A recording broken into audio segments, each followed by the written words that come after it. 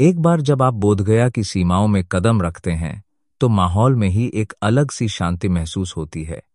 क्या आपको याद है पहली बार जब आप बोधगया आए थे, आपके मन में कौन सी भावना उभरी थी? वो अनुभव आज भी ताज़ा है। जैसे ही स्टेशन से बाहर निकला, लगा हर सांस में इतिहास और आध्यात्म घुला है। दूर से महाबोधि मंदिर की झलक वो सचमुच रोंगटे खड़े कर देती है, मानो बुद्ध का कोई संदेश हवा में तैर रहा हो।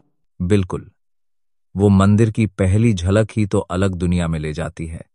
लेकिन कितना दिलचस्प है ना कि महाबोधि मंदिर का इतिहास सिर्फ ईंट पत्थर का नहीं, बल्कि सदियों के उत्थान पतन का गवाह भी है। इतिहास की यही परतें तो इसे और जादुई बनाती हैं। सम्राट अशोक का इसे बनवाना, फिर समय के साथ उपेक्षित होना और आखिरकार 19वीं सदी में उसकी पुनर्स्थापना, यह सब मंदिर को सिर्फ इमारत नहीं, एक कहानी बना देते हैं। सच कहें तो जब आप इन कहानियों को सुनते हैं तो लगता है जैसे हर दीवार कुछ कह रही है। वैसे मंदिर के साथ ही एक और चीज है जो मुझे हमेशा आकर्षित करती है, बोधि वृक्ष। बोधि वृक्ष के नीचे बैठना, उस अनुभव को शब्दों में बांधना मुश्किल है। सोचिए, वही वंशज जिसके नीचे बुद्ध ने ज्ञान पाया था और जिसके आसपास कितनी बार इतिहास ने करवट ली। वो दिलचस्प है कि कितनी बार उस वृक्ष को नष्ट किया गया, फिर भी उसकी छाया वापस लौट आई। ऐसा लगता है जैसे वह खुद धैर्य और पुनर्जन्म का प्रतीक बन गया हो। काटो फिर भी उगेगा। मुझे तो लगता है ये वृक्ष सिर्फ आस्था का ही नहीं, विज्ञान और संरक्षण का भी प्रतीक है। आज वैज्ञानिक इसकी देखभाल करते हैं ताकि आने वाली पीढ़ियां भी उसी छांव का अनुभव ले सकें।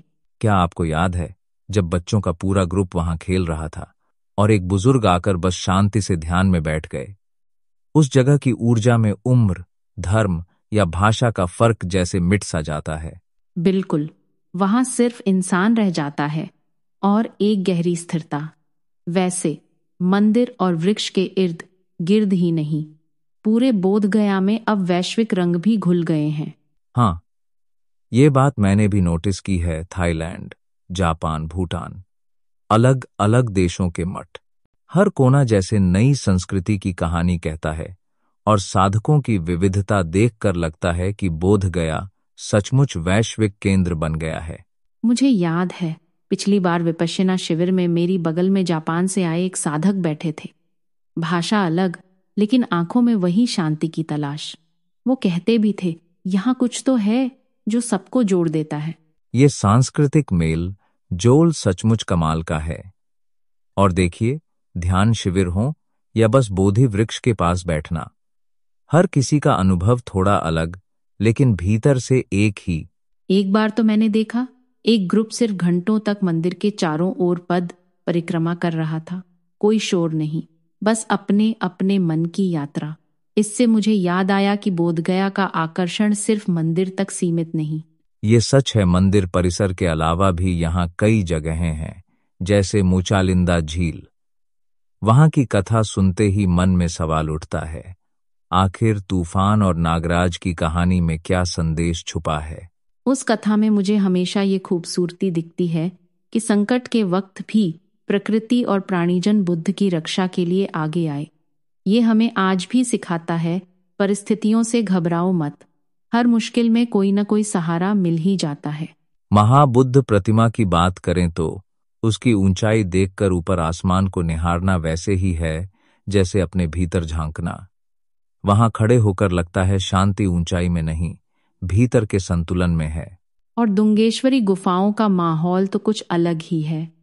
जब वहां की ठंडी चट्टानों को छूते हैं तो बुद्ध की कठोर साधना की झलक मिलती है कि ज्ञान पाने की राह आसान नहीं, लेकिन मुमकिन जरूर है।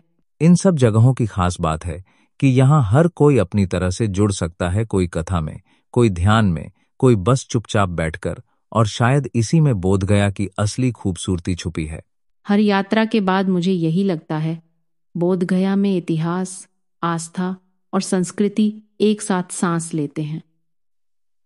सच में, यहाँ हर कदम पर आपको खुद से मिलने का मौका मिलता है, चाहे आप यात्री हों, साधक हों या बस शांति की तलाश में। और यही अनुभव बार बार बुलाता है। अगली बार जब कोई बोध गया जाए तो बस वहां के माहौल को महसूस करना न भूलें, उस शांति को, उस ऊर्जा को जो समय से परे है। आपने बिल्कुल सही कहा।